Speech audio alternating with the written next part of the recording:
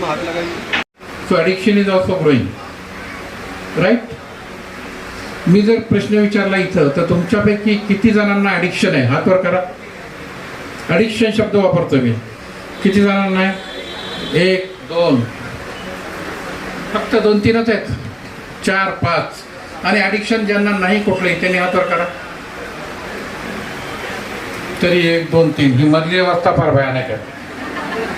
कुणीच मधल्या लोकांनी ज्यांनी हात वर केलं ना ती अवस्था खरंच भयानक. कारण काय की लोकांना कल्पना नाही की आपल्याला कुठल्या गोष्टीचं नुकसान आहे, कुठल्या गोष्टीने आपल्यासाठी एक डब्बा भरतो.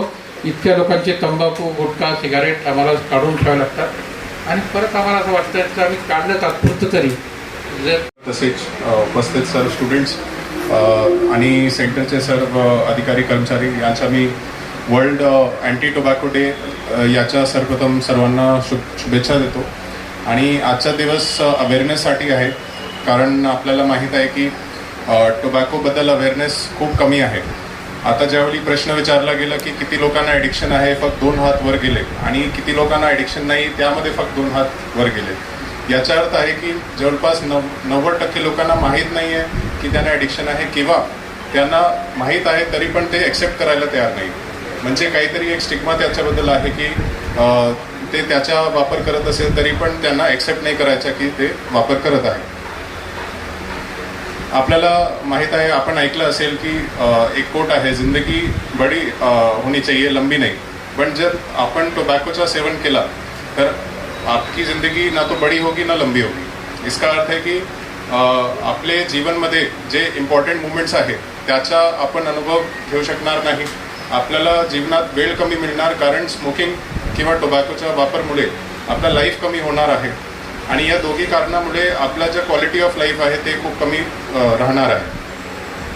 आता आपल्याला जर स्टॅटिस्टिक्सबद्दल सांगितलं तर एकदा आपण जर सिगरेट किंवा टोबॅकोचा वापर करत असेल जवळपास 10 ते 11 मिनिट आपल्या जीवनात कमी होतात.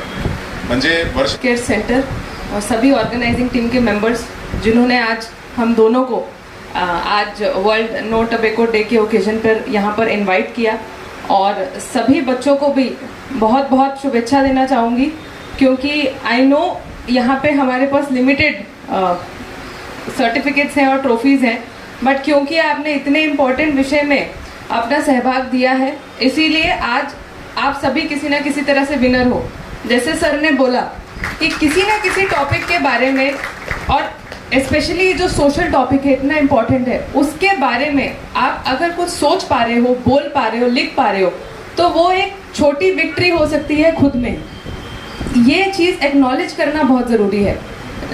Not only as a citizen, as a person who is a part of society. मैं एक पुलिस ऑफिसर भी हूँ, और ये जो टोबैको का ये जो टॉपिक है ये मेरे दिल के बहुत क्लोज है, क्योंकि डेली हम फील्ड में जाते हैं, हम बहुत सारे लोगों को देखते हैं. अपराधी होते हैं, आरोपी होते हैं, फिरियादी होते हैं, पीड़ित होते हैं, और कुछ ऐसे चेहरे होते हैं जो खुद से परेशान हैं, वो खुद से ही लड़ रहे हैं. मैट्रिमोनियल डिस्प्यूट्स ये बहुत कॉमन टॉपिक है पुलिसिंग में. डेली FIRs इस मामले में रजिस्टर होती हैं, और कपल्स हमारे पास आते हैं. तो कपल्स तो दोनों साइड है ही एक पार्टी की. जो सबसे इसमें जो नेग्लेक्टेड विक्टिम है वो बच्चा है. तो एक छोटा बच्चा मेरे पास आता है और बोलता है कि मुझे दोनों में से किसी देखो, वर्ल्ड एंटी टोबैको डे है ये 2025, और ये शुरू हुआ था 1987 में. तो दुनिया भर में इस पे टोबैको एडिक्शन ये सबसे ज़्यादा आज फैला हुआ बीमारी, मैं बोलूँगा इसको बीमारी. अगर कोई इसको आजकल लोग नहीं समझते कि बीमारी है, क्योंकि ये बीमारी की लिस्ट में इंक्लूड किया गया है मेंटल इलनेसेस में एडिक्शन भी. तो तंबाकू का सेवन भी जो है वो बीमारी के रूप में है, और इसकी तरफ देखना भी चाहिए बीमारी के जैसी. अगर इसको समझेंगे ये बीमारी है तो लोग इससे बीमारी से बचने की भी कोशिश करेंगे और इसका इलाज करने की भी कोशिश करेंगे. लोग इसको बीमारी नहीं समझते, आदत समझते. इसलिए ठीक है, हमारी आदत अच्छी है बुरी है, फिर लोग उसको बुरी आदत बोलते, कोई अच्छी आदत बोलता, और इसमें वो उसका इलाज नहीं होता. तो जब तक बीमारी नहीं समझेंगे इसको, इसका इलाज नहीं होगा. बीमारी होने की वजह क्या है? अब बहुत से जो जितने भी आप मानसिक बीमारियाँ देखते, नफसियाती बीमारियाँ देखते, इसमें दिमाग में केमिकल्स कम हो जाते हैं. तो केमिकल्स कौन से कम होते हैं डिप्रेशन में? जैसे कि डोपामिन की कमी होती है, या सेरोटोनिन की कमी होती है, और ये न्यूरोट्रांसमीटर की कमी जिनके दिमाग में है या इंडोर्फिन की कमी है, ऐसे लोग ये एडिक्टिंग सब्सटेंसेस लेने के ज़्यादा आदी हो जाते।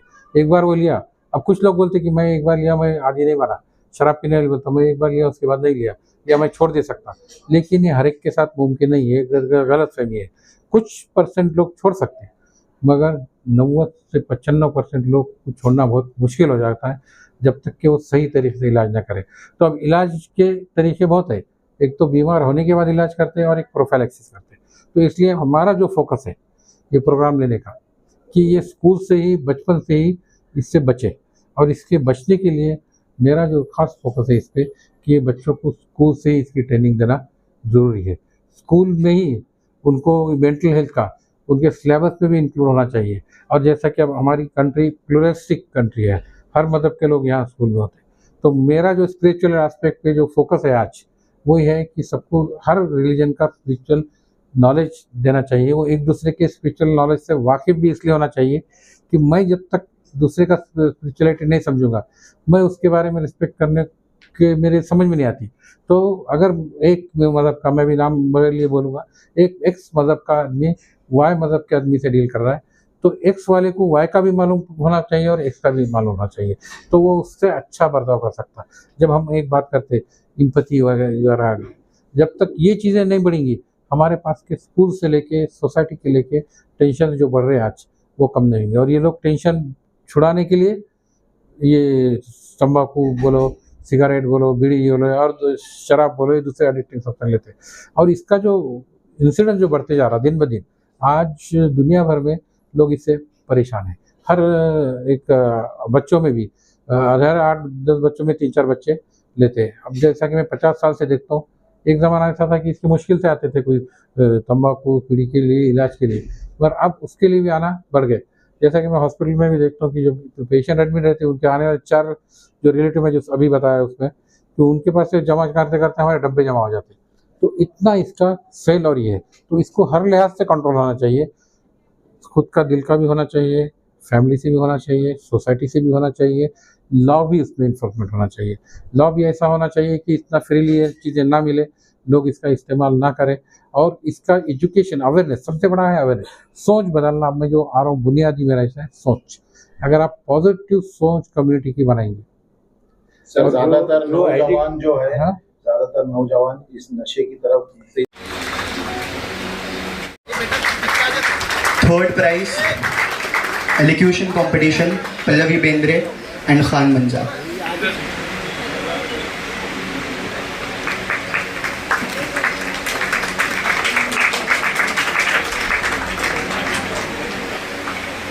सो जॉइंट विनर है, आप लोगों को ट्रॉफी भी शेयर करना और पैसे भी।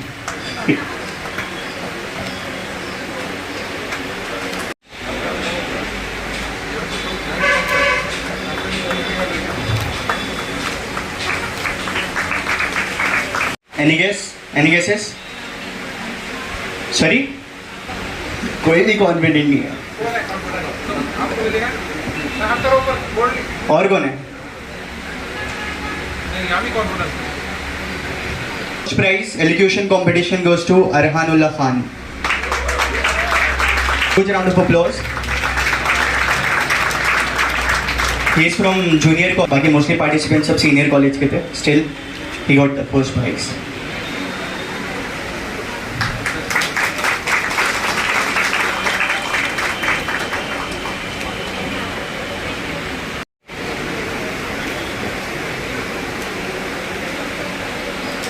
Just please come up on the stage.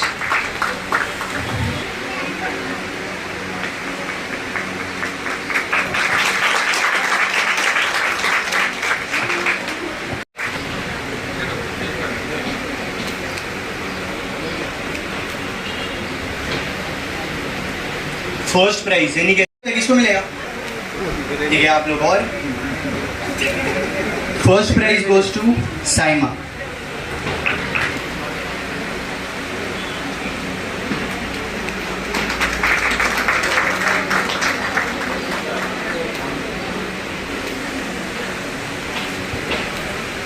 Thank you so much. Together, let's pledge to fight against tobacco. Not just today, but every day.